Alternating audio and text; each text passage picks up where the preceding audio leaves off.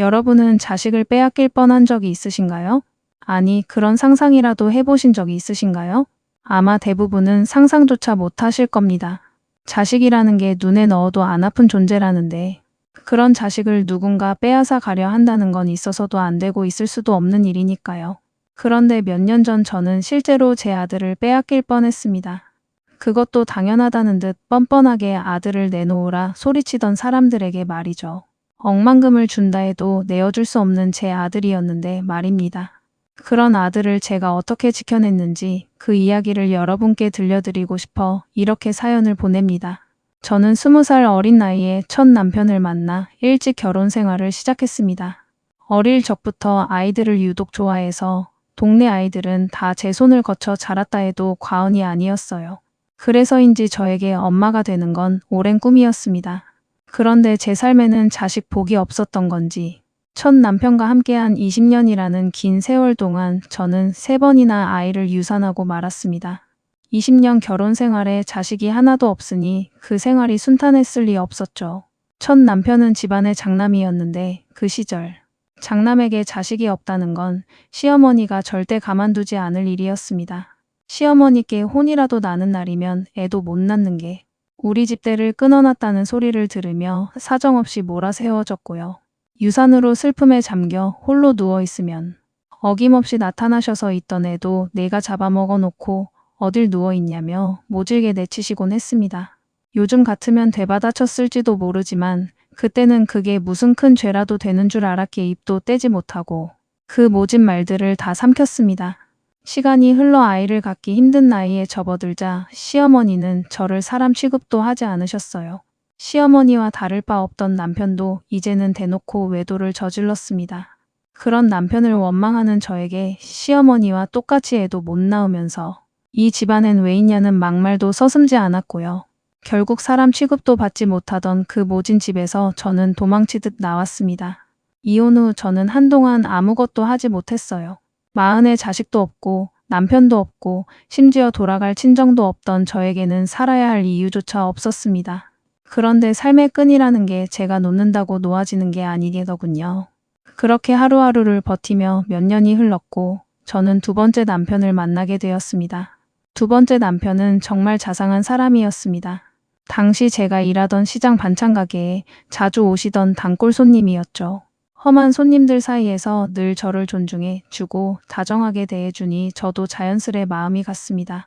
지옥 같은 20년의 결혼 생활을 정리하며 다시는 남자와 함께 지낼 일 없을 거라 수없이 다짐했던 저였지만 두 번째 남편을 만나며 다시 한번 누군가의 아내로 살아보고 싶다는 마음이 생기더군요. 그렇게 저는 재혼을 택했습니다. 인생사 참 세옹지마라고 자식이 없다는 점이 재혼에는 오히려 아무 걸림돌이 되지 않았어요. 20년간 그렇게도 저를 괴롭히던 조건이 말이죠. 재혼한 남편에게는 아들이 하나 있었습니다. 대개 재혼할 때는 상대의 자녀 문제로 다투는 일도 많다고 하잖아요. 하지만 저는 아이를 갖는 게 간절한 소망이었던 터라 남편에게 아들이 있다는 사실이 오히려 큰 축복처럼 느껴졌습니다. 반드시 좋은 엄마가 되겠다고 속으로 몇 번이나 다짐했죠. 그렇게 제가 44이 되었을 때 저에게는 이제 막 중학교에 입학하는 아들이 생겼습니다. 이름은 이도윤. 도윤이를 처음 만나던 날이 지금도 생생합니다. 중학생이니 어린아이도 아닌데 아빠 손을 꼭 붙잡고 나타나서는 눈에 잔뜩 힘을 준 채 저를 한참이나 노려보더군요. 당시 도윤이의 키가 이미 제 귀 정도까지 왔었는데 다 큰 아이가 그렇게 쏘아보니 처음엔 꽤 무서웠습니다. 그런데 곧 이 어린아이가 얼마나 많은 일을 겪었기에 저런 표정을 짓게 됐을까 생각하니 오히려 안쓰럽더라고요. 도윤이와 내가 친해질 수 있을까 하는 걱정도 함께 들었고요. 그런데 그 걱정은 그대로 현실이 되었습니다. 몇 주면 끝날 줄 알았던 낯가림은 몇 달이나 이어졌고 그만큼 제 속도 새까맣게 타들어갔습니다. 이런 제가 딱해 보였는지 동네 아주머니들은 남의 자식 키우는 게 제 자식 키우는 것보다 10배는 힘들다며 위로해 주셨죠. 그런 위로를 들을 때면 나만 힘든 게 아니구나 싶다가도 한편으로는 도윤이와 사이가 나쁜 걸 온 동네가 다 안다는 사실에 속이 상하기도 했습니다. 도윤이는 제게 온몸에 털을 바짝 세운 고양이 같았습니다. 식사 시간마다 남편에게 혼이 나는 게 일상이었는데 이유는 늘 같았습니다. 이도윤, 너 왜 밥을 안 먹어? 아빠가 또 화를 내야 먹을 거야? 여보, 도윤이가 먹고 싶으면 먹겠지. 식사 때마다 왜 애를 다그쳐? 당신은 가만히 있어. 너 또 엄마가 한 밥이라고 안 먹는 거야? 지금 그게 무슨 태도야? 남편이 목소리를 높이면 저는 늘 중간에서 마음을 졸였습니다.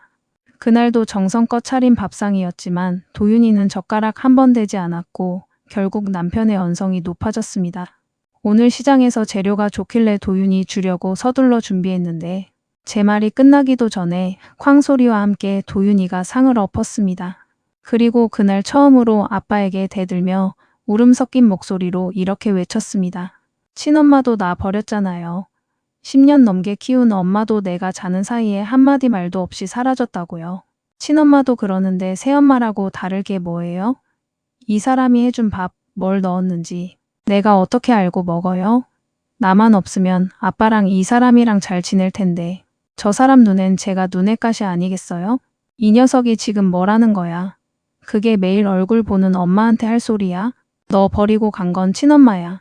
지금 새엄마는 너랑 나랑 좋다고 여기 와서 같이 사는 사람인데 왜 너 하나 때문에 우리 가족이 매번 이렇게 힘들어야 하냐고. 꺼봐요.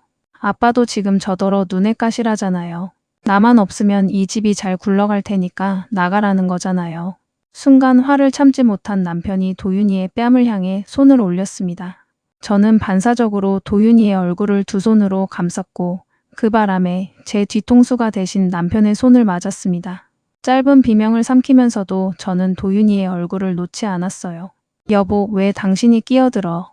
남편의 말이 끝나기도 전에 도윤이는 저를 세게 밀쳤고 저는 바닥에 그대로 나뒹굴었습니다. 내 얼굴에 손대지 마세요. 아줌마, 이런다고 내가 감동받을 줄 알아요? 아줌마도 지금은 이렇게 잘해주다가 아빠가 마음에 안 들면 언젠가 훌쩍 사라질 거잖아요. 내 친엄마도 그랬어요. 나한테는 항상 잘해줬는데 아빠가 싫다면서 나한테 말 한마디 없이 떠났다고요. 아줌마도 아빠 보고 이 집에 들어온 거니까 그냥 아빠한테나 잘하고 아빠한테나 사랑받고 사세요. 그러다 아빠가 싫어지면 아빠한테만 상처 주고 나가시라고요.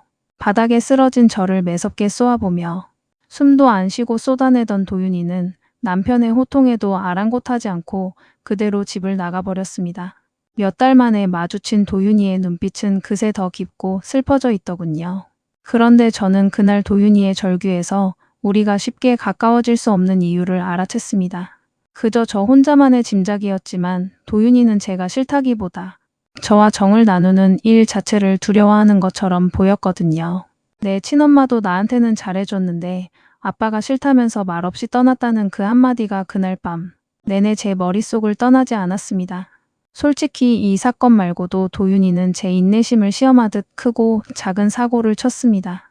하나하나 다 옮기기도 뭐하지만 제 친자식이었다면 엉덩이가 시퍼렇게 멍들 정도로 종아리를 때려서라도 버릇을 고쳤을 겁니다. 하지만 저와 한 공간에 있는 것조차 몸서리치게 싫어하는 아이였으니 제가 훈육한들 그걸 자신을 위한 거라 받아들일 리 없었죠.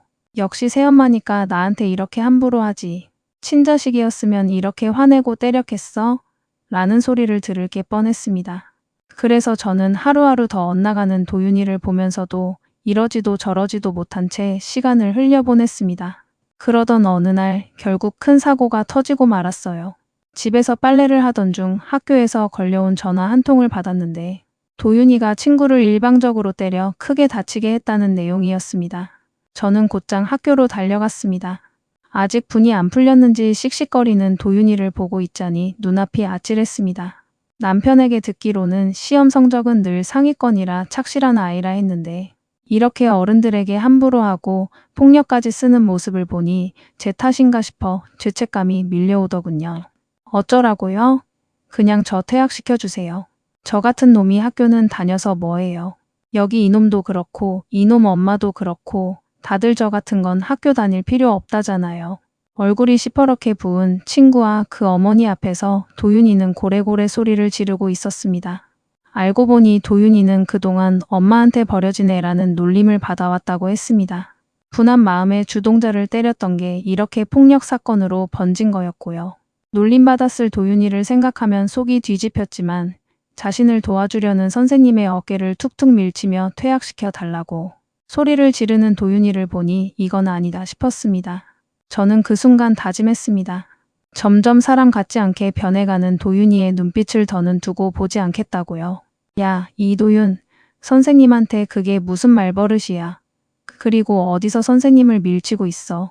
아줌마는 또 뭐예요? 아줌마가 내가 어떻게 사는지 관심이나 있어요? 말이 끝나기 무섭게 저는 도윤이의 뺨을 힘껏 때렸습니다. 그리고 저를 노려보는 도윤이의 반대편 뺨도 한 대 더 때렸죠. 너도 그만해. 내가 왜 아줌마야? 엄마지. 나는 내 엄마야. 그러니까 하늘 무서운 줄 모르고 이 사람 저 사람한테 함부로 구는 꼴은 못 봐줘. 당장 선생님께 잘못했다고 사과드려. 제 화난 모습을 처음 봤는지 도윤이는 아무 말도 못하고 저를 쳐다만 보더군요. 그런데 그때 도윤이가 때린 친구의 어머니가 끼어들었습니다. 당신이 얘 새엄마예요? 새엄마니까 애가 이 지경이 되도록 신경도 안 썼나 보네. 우리 애 시험은 어쩔 거예요? 공부는 해서 뭐예요? 뭐 학생이 공부해서 뭐 하냐니? 제 말은 듣기로 대개 아드님이 우리 도윤이를 놀린 주동자였다던데요. 친구 상황을 이해해주긴커녕 여기저기 떠벌리고 놀린 사람이 공부는 해서 뭐 하냐는 거예요. 공부보다 인성교육이 먼저 아닌가요? 그리고 우리 도윤이는 공부하란 말 안 해도 알아서 잘하고요. 너 내 아들한테 못하는 말이 없구나. 새엄마 주제에 나한테 자식 교육 운운해? 저기요, 제가 새엄마라서 뭐가 어때서요? 새엄마라서 도윤이 옷을 안 빨아 입혔나요? 학교를 안 보냈나요? 말 나온 김에 도윤이 교복이나 한번 보세요. 깨끗하게 다려 입혔어요. 그 옷이나 신경 써주면서 저한테 그런 말씀하시죠. 됐고 치료비나 내놔요. 결국 이 모든 소란은 돈 문제였습니다. 아드님 장사하시게요? 그럼 먼저 우리 도윤이 놀린 거 사과부터 하라고 하세요. 그럼 치료비는 얼마든 드릴게요. 사과가 먼저예요. 그날이 제가 도윤이를 위해 처음으로 엄마답게 나선 날이었습니다. 끝내 사과하지 않는 상대에게 저는 치료비 한 푼도 내주지 않았고 그 어머니도 아들의 고집을 꺾지 못한 채 빈손으로 돌아갔습니다. 저는 혹시 도윤이에게 역시 새엄마 맞네라는 원망을 들을 줄 알았는데 도윤이의 첫마디에 그만 눈물이 왈칵 쏟아지고 말았습니다. 엄마 아끼는 좀 아팠어요. 바로 저를 엄마라고 부른 겁니다. 도윤이와 함께 산 지 7개월 만의 일이었습니다. 나란히 걸으며 그 말을 듣는데 눈물이 멈추지 않아 저는 도윤이 반대쪽으로 고개를 돌렸습니다. 한참을 걸으며 도윤이가 말했습니다. 엄마, 그동안 내가 잘못했어요. 엄마가 내 편이 아닐 거라고 생각했어요. 오늘 그 애 엄마가 몰아세우는데 그때 나한테 엄마가 없다는 게 참 서럽더라고요. 근데 오늘 내 편 들어주는 엄마가 있어서 좋았어요. 그랬구나. 미안해. 더 빨리 와주지 못해서. 아까 때린 것도 미안하고. 괜찮아요. 말 안 해도 엄마 마음 다 알아요. 오히려 맞고 나니까 정신이 확 들던걸요. 앞으로는 예전처럼 잘 지내볼게요. 대신 엄마 나랑 약속 하나 해줘요. 엄마는 나 절대로 안 버린다고.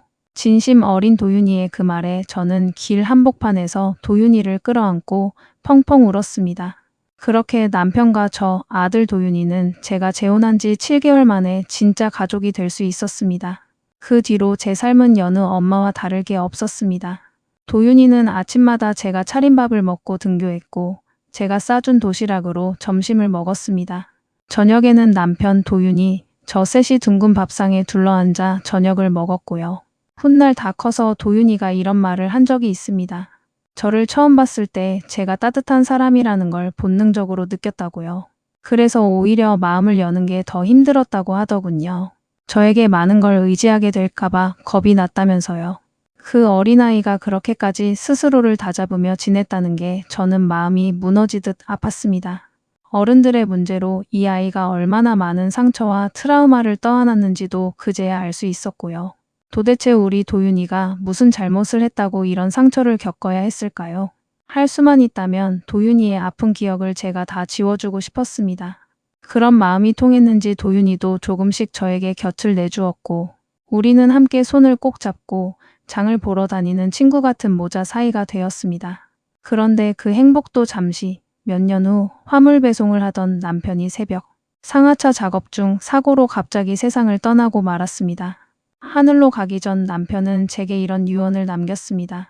평생 같이 살자던 약속 못 지켜서 미안해. 그리고 친엄마한테 버림받았던 우리 도윤이 이번엔 부디 버리지 말아줘. 참 바보 같은 사람이었어요. 도윤이는 이미 제 아들인데 자기가 떠난다고 제가 아들을 버릴 리 있나요? 남편은 그렇게 이틀을 응급실에서 버티다 저와 도윤이에게 작별을 고했습니다. 그 후로 저와 도윤이는 정말 힘든 시간을 보냈습니다. 도윤이의 꿈은 변호사였습니다. 어릴 적 자기 같은 아이들, 부모 문제로 상처받는 아이들을 지켜주는 사람이 되고 싶다고 했어요. 그런데 로스쿨까지 가는데 얼마나 많은 시간과 돈이 드는지 잘 아시죠? 힘들게 로스쿨에 합격한 도윤이는 없는 시간을 쪼개고 쪼개과외 아르바이트를 했습니다. 저 역시 아들의 꿈을 이뤄주기 위해 남편이 떠난 뒤 국밥집 일을 다시 시작했어요. 제가 다니던 국밥집은 새벽 손님까지 받는 곳이었는데 사장님께 사정을 말씀드리고 잠자는 시간을 빼고는 거의 일만 했던 것 같습니다.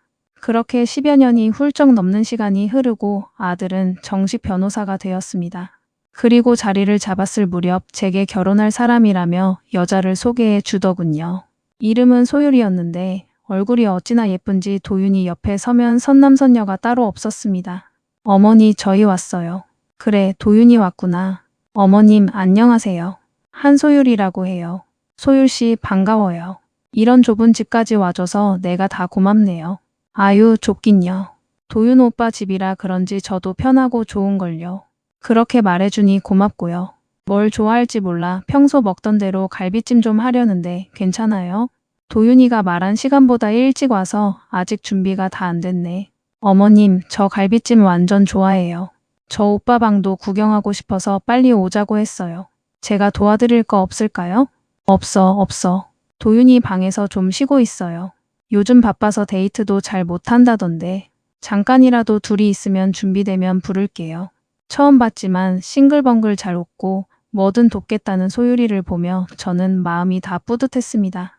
착한 우리 도윤이가 본인 닮은 사람을 만났구나 싶어서요. 도윤이와 소율이가 방에서 도란도란 이야기 나누는 소리를 들으며 저는 부지런히 음식을 준비하고 있었습니다. 그런데 양파를 사온 줄 알았는데 깜빡하고 안 사왔더라고요. 매번 장 볼 때 꼼꼼히 체크한다면서도 꼭 하나씩 빠뜨리게 되잖아요. 채소 가게까지 시간이 좀 걸릴 것 같아 저는 도윤이에게 양파 좀 사다 달라고 부탁했습니다. 그렇게 도윤이만 밖으로 나가고 소율이와 저 둘만 집에 남게 되었습니다. 그런데 도윤이가 나가자마자 소율이의 눈빛이 갑자기 달라지더군요. 팔짱을 낀 채 집안 여기저기를 두리번거리며 뭔가를 찾는 눈치였습니다. 소율씨, 뭐 찾는 거 있어요? 아니요, 그냥 구경하는 거예요. 이런 집은 처음 와봐서요. 이런 집이요? 아니에요. 도윤 오빠 집에 처음 와봤다고요. 근데 어머니, 식탁이 안 보이는데 저희 밥은 어디서 먹어요? 부엌이 좁아서 우리는 식탁이 없어요. 손님상이 있는데 이따 음식 되면 상 펴서 먹을 거예요. 방바닥에서 먹는다고요? 도윤 오빠 미리 말이라도 해주지. 바지 입고 올걸. 하여간 좀 별로다. 그러게요. 치마 입으셨네. 제 옷이라도 드릴까요? 아니요, 저 마트까지 얼마나 걸려요? 한 5분 정도. 얼마 안 남았네. 알겠어요. 저 오빠 방 좀 더 구경해도 되죠? 제 말을 계속 끊으며 저 하고 싶은 대로 하던 소율이는 그대로 도윤이 방으로 훌쩍 들어갔습니다. 아까와 같은 상냥한 목소리였지만 뭔가 확연히 달라진 분위기에 저는 슬며시 불안해졌습니다. 그런데 갑자기 도윤이 방문이 철컥 잠기는 소리가 들리는 게 아니겠어요. 제가 들어갈 것도 아닌데 굳이 문을 잠그니 기분이 썩 좋지 않았습니다. 그리고 1~2분쯤 흘렀을까 갑자기 방 안에서 우당탕 뭔가 떨어지는 소리가 났습니다. 놀란 저는 곧장 문을 열었어요. 소율이는 황급히 뭔가를 가방에 숨기더니 이내 언성을 높였습니다. 어머니, 노크도 없이 들어오시면 어떡해요? 제가 문까지 잠갔는데 그렇게 따고 들어오시는 건 예의가 아니죠. 여기 문이 고장나서 잠가도 그냥 열리는 문이라. 근데 대체 뭘 했길래 그렇게 놀라는 거예요? 그때 도윤이가 들어왔습니다. 어머니, 무슨 일이에요? 아니다. 소율씨가 방 구경하다가 뭘 떨어뜨린 것 같구나. 곧 식사 준비되니까 밥 먹을 준비해라. 제가 갑자기 문을 연 건 저도 실수였지만 그렇게까지 놀라며 소리를 지르던 소율이가 내내 마음에 걸렸습니다. 그런데 도윤이가 돌아오자 소율이의 분위기는 또 순식간에 바뀌었습니다. 어머니, 음식 솜씨가 너무 좋으세요. 저희 집에서는 절대 못 먹어보는 맛이에요. 그렇게 말해주니 기분 좋네요. 많이 했으니까 더 먹어요. 그런데 도윤이가 워낙 바빠서 소율 씨 얘기를 별로 못 들었는데 실례가 안 된다면 무슨 일 하는지 물어봐도 될까요? 아, 저 모델 겸 인플루언서예요. 촬영 갔다가 다쳐서 병원에 갔는데 그때 도윤 오빠를 처음 만났어요. 어머님 말씀 편하게 해주세요. 그게 저도 더 편할 것 같아요. 아, 알겠어요. 편하게 할게. 모델이라고. 어쩐지 처음부터 일반인 같지 않다 했더니 역시. 근데 아직 크게 알려진 화보나 광고는 없어요. 일 얘기 말고 다른 얘기 하면 안 될까요? 일 얘기가 나오자 갑자기 말을 자르며 표정이 굳는 소율이. 그리고 황급히 화제를 돌리는 도윤이를 보며 제가 뭔가 실수한 건가 싶었습니다. 그때 소율이의 휴대폰이 울렸습니다. 도윤이 방에서 통화를 하던 소율이는 점점 언성이 높아지더니 이내 나와서는 식사를 다 마쳤는데 먼저 가봐도 되겠냐고 물었습니다. 저에게는 첫인사 자리였는데 그렇게 훌쩍 가버리는 게 좀 아쉬웠지만 요즘 젊은 사람들 바쁘게 산다니 그러려니 했습니다. 그 후로도 도윤이와 소율이는 계속 만나는 듯 했습니다. 그런데 언젠가부터 도윤이가 술을 마시는 날이 부쩍 늘었고 표정에도 늘 그늘이 져 있더군요. 이유를 물어도 대답이 없었습니다. 저에게 마음을 연 뒤로는 자잘한 이야기까지 다 늘어놓던 아이였는데 이렇게 입을 꾹 닫고 있으니 걱정이 이만저만이 아니었습니다.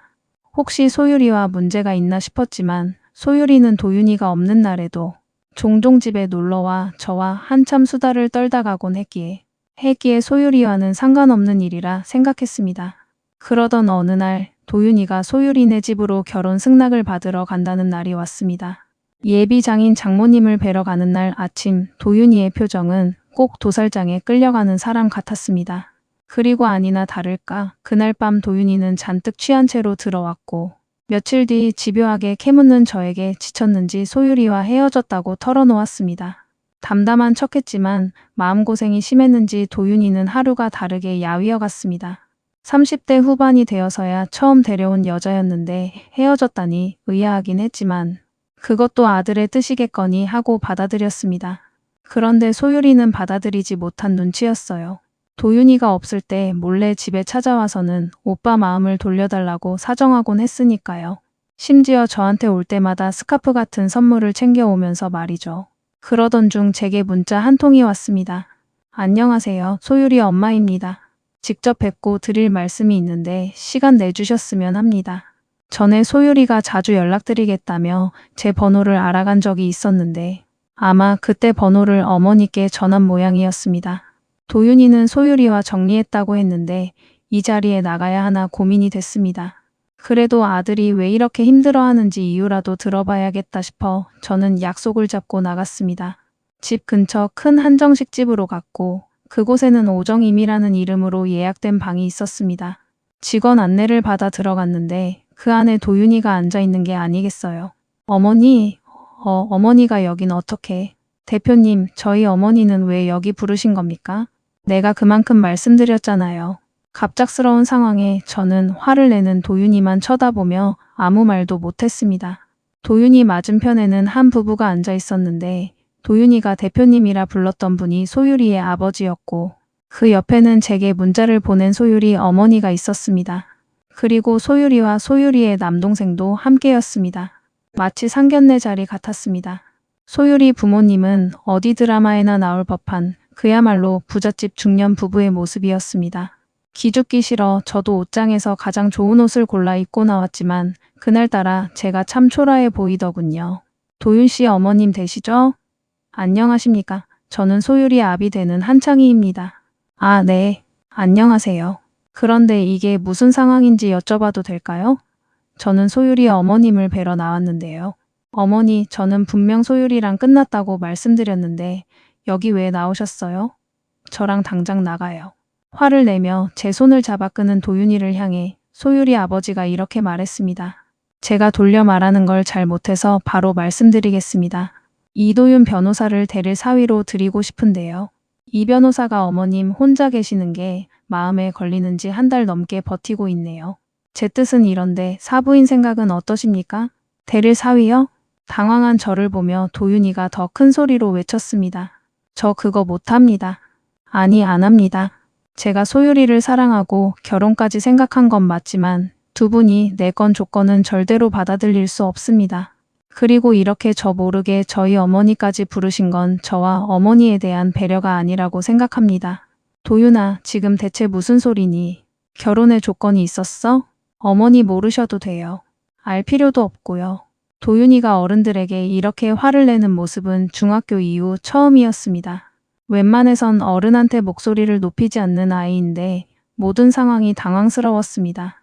그런데 소율이 어머니의 말을 듣고서야 상황이 이해가 갔습니다. 어머님도 알 건 아셔야죠. 맞습니다. 저희가 결혼하면 이 변호사한테 데릴 사위로 들어오라고 했습니다. 혹시 모르셨을까봐 말씀드리면 소율이 아버지가 로펌 대표 변호사예요. 저희 부부는 그 로펌을 물려받을 사위를 원하고요. 마침 딸이 변호사랑 사귄다길래 저희는 적극 찬성이었죠. 그런데 데릴 사위가 뭐 그리 어려운 일이라고 이렇게 버티는지 저희 부부는 도무지 이해가 안 됩니다. 상견례하자고 해도 싫다더니 이제는 아예 헤어지겠다니까요. 생각해보세요. 데릴 사위로 들어와서 로펌 경영도 배우고 어차피 결혼하면 딸 살림 꾸려나가 살 텐데요. 저는 지금 처음 듣는 얘기라서 도윤이랑 상의도 어머님 잘 알지도 못하면서 무슨 대답을 하고 그러세요? 도윤이의 말에 저는 가슴에 비수가 꽂힌 듯 아팠습니다. 이 식당에 들어와 소율이 부모님을 처음 뵈었을 때도 제 차림이 초라해 보였는데 잘 알지도 못하면서 대답한다는 도윤이의 말이 괜히 서운했습니다. 그런데 저는 곧 도윤이가 왜 저에게 화를 냈는지 알게 되었습니다. 이거 설명 좀 해주시겠습니까? 소율이 어머니가 테이블 정중앙에 사진 한 장을 꺼내 놓았습니다. 저는 그 사진을 보고 경악할 수밖에 없었습니다. 사진 속에는 한쪽에 세상을 떠난 남편, 다른 한쪽에는 도윤이의 친모가 있었습니다. 저와 도윤이가 가까워진 지 얼마 안 됐을 무렵 도윤이는 친모의 기억을 다 지우고 싶다며 함께 찍은 사진을 모조리 태운 적이 있었습니다. 그때 저는 언젠가 도윤이가 친모를 그리워할 날이 있을지 모른다는 생각에 사진 한 장을 몰래 남겨두었죠. 그리고 도윤이가 앨범에 손을 잘 대지 않을 나이가 되었을 때 책장 맨 위 가장 오래된 앨범 맨 뒷장에 끼워두었습니다. 그런데 그게 어떻게 소율이 어머니 손에 들어갔는지 짐작이 갔습니다. 소율이가 처음 인사하러 왔던 날 도윤이 방문을 잠그고 방을 뒤졌었다는 것을요. 이 사진 왜 여기 있어요? 도윤 씨 친모는 어디 계시나요? 그리고 엄마 대 엄마로서 하나만 여쭤볼게요. 사부인이라면 본인 딸에게 새엄마까지 챙겨가며 시집 보내시겠습니까? 이어지는 말에 저는 아무 대답도 하지 못했습니다. 새엄마인 건 사실이지만 그 물음에는 뼈가 있었습니다. 솔직히 저는 제 딸이 친모도 아닌 새엄마를 시어머니로 모시고 살아야 한다는 게 싫습니다. 그래서 이 변호사한테 어머니와 연을 끊으라고 했죠. 그랬더니 지금처럼 저렇게 화를 내는 겁니다. 어떻게 생각하세요? 저희랑 함께라면 자연스럽게 로펌 파트너도 되고 좋은 집에서도 살 수 있어요. 듣기로는 식탁도 없는 좁은 집에 사신다고요? 그런 곳에 사시는 분이 이 변호사 앞날을 얼마나 보장해 주실 수 있으신가요? 제가 만약 친모였다면 이런 자리 절대 반대하지 않았을 텐데요.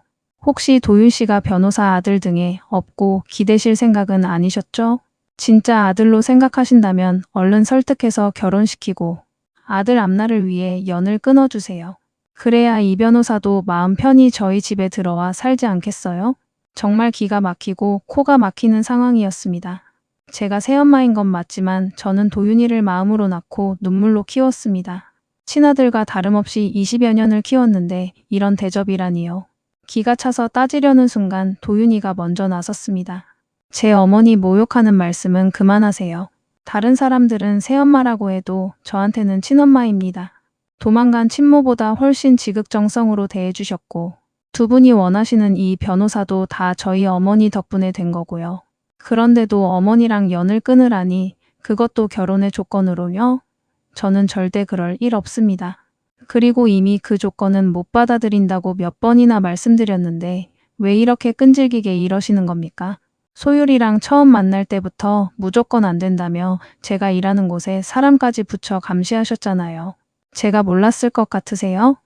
이젠 하다하다 소율이한테 제 방까지 뒤지게 하셨나 본데 제 약점이라도 잡을 심산이셨어요?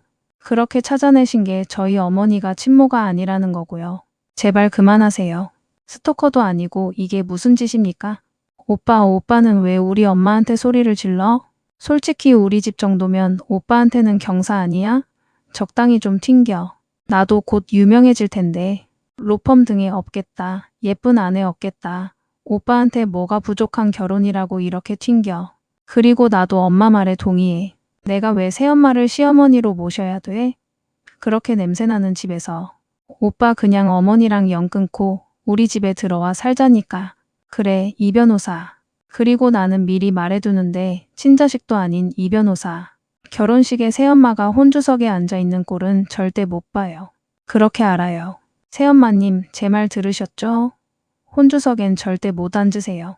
소율이 어머니의 말이 채 끝나기도 전에 도윤이가 소율이 어머니의 뺨을 때렸습니다.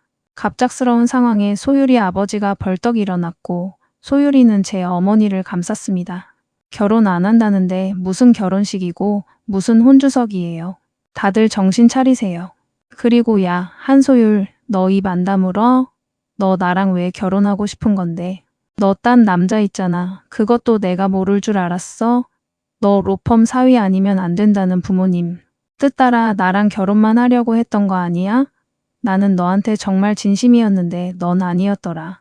나 지훈이한테 다 들었어. 너랑 내 부모님이 나 대릴 사위로 앉혀놓고 개처럼 부려먹으려 했다는 거. 도윤이의 말은 그 자체로 충격이었습니다. 도윤이가 말한 지훈이는 소율이의 친남동생이었습니다. 나중에 들으니 지훈이가 어느 날 도윤이가 일하는 사무실로 찾아와 누나가 도윤이를 만나는 진짜 이유를 다 알려줬다고 했습니다. 그 이유를 도윤이는 부모님이 억지로 만든 이 자리에서 처음부터 끝까지 다 밝히기 시작했습니다. 요약하자면 이랬습니다. 대대로 법조인 집안이었던 소율이 아버지는 아들 지훈이 또한 변호사가 되길 바랐다고 합니다. 소율이는 처음부터 공부에 관심이 없었고 몸치장에만 관심이 많아 부모의 속을 태웠던 터라 일찌감치 기대를 접었고요. 그런데 지훈이 역시 법조인의 꿈이 전혀 없었다더군요. 방황 끝에 억지로 들어간 로스쿨도 부모 몰래 자퇴하고 여행을 다녔다고 합니다. 그렇게 시간이 흘러 지훈이가 돌아오자 집안에서는 배신자 소리를 들으며 숨죽여 지냈다고 하고요. 지훈이가 보기에 아버지의 욕심이 잦아드나 싶었는데 결국 포기하지 않고 이번엔 변호사 사위로 눈을 돌렸다는 겁니다. 그래서 하나뿐인 딸에게 변호사 사위만 데려오면 뒤에서 뭘 하든 상관하지 않겠다고 했다고 하더군요. 그러다 도윤이를 만났는데 집안 사정도 어려워 보이니 대릴 사위 제안을 단번에 받아들일 거라며 잔치 분위기였다고 합니다. 그런데 도윤이가 계속 거절하자 사람을 붙여 감시하고 협박하고 약점이 될 만한 걸 모조리 캐내라며 그렇게 집을 드나들게 했다는 거죠. 그리고 소율이는 이런 식으로 그동안 다른 남자 두어 명에게도 더 접근했었다고 합니다.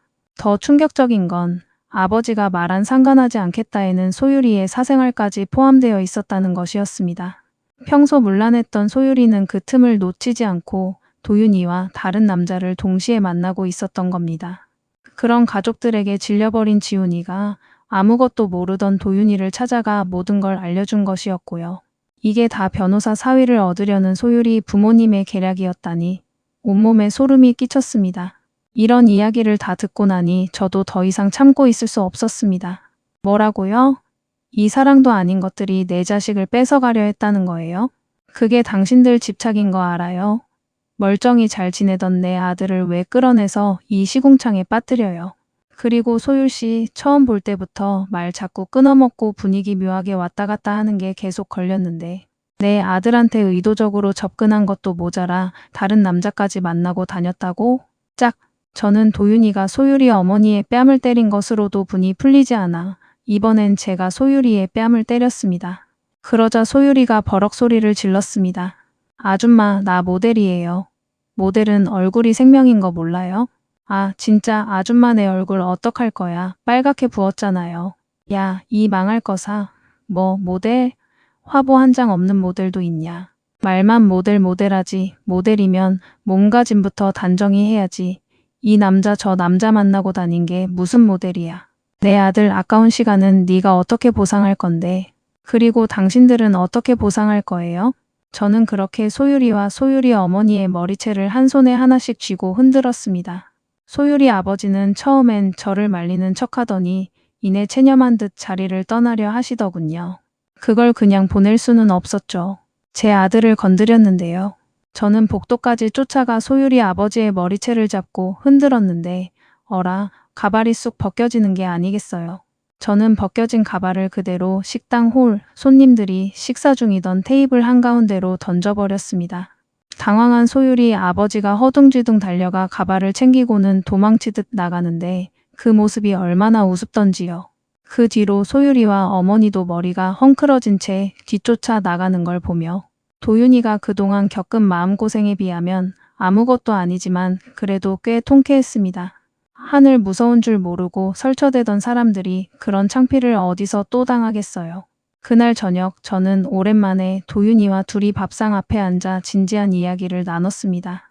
도윤이는 우리 엄마 아직 안 죽었네. 예전에 교무실 찾아와서 소리 지르던 그 무서운 얼굴 그대로 있네 라며 웃었고 저 역시 이 엄마 선택해줘서 고맙다고 답했습니다. 그날 이후 제 아들을 빼앗아 가려던 그 가족은 다시 나타나지 않았지만 저와 도윤이는 그 일을 겪으며 더 단단해졌습니다. 그렇게 2년 후 도윤이는 친구 소개로 자신을 꼭 닮은 선한 여자를 만났습니다. 아들의 손을 빌려 이 사연을 쓰는 지금 도윤이는 알콩달콩 결혼 생활을 하며 저와도 여전히 잘 지내고 있습니다. 여러분, 부모가 자녀에게 남겨줄 수 있는 가장 위대한 유산은 날마다 그들과 잠깐이라도 시간을 함께하는 것이라는 말을 아시나요? 제가 가끔 이 엄마는 도윤이 너한테 물려줄 게 없는데 그때 그 자리 포기한 거 후회하지 않니 하고 물으면 도윤이는 매번 이렇게 말해주더군요. 어머니는 저한테 이렇게 대화하는 시간만 오래오래 주시면 그걸로 충분해요. 여러분도 제 아들 도윤이의 말에 동의하시나요? 이 사연이 언제 올라갈지 모르겠지만 보신 뒤라면 부모님께 전화 한 통 걸어보시는 건 어떨까 싶습니다. 부모와 자식은 함께하는 시간이 많을수록 좋은 거니까요. 이렇게 눈물로 키운 아들을 빼앗길 뻔했다가 다시 지켜낸 저의 긴 이야기는 여기서 마칩니다. 오랜 시간 들어주셔서 진심으로 감사드립니다.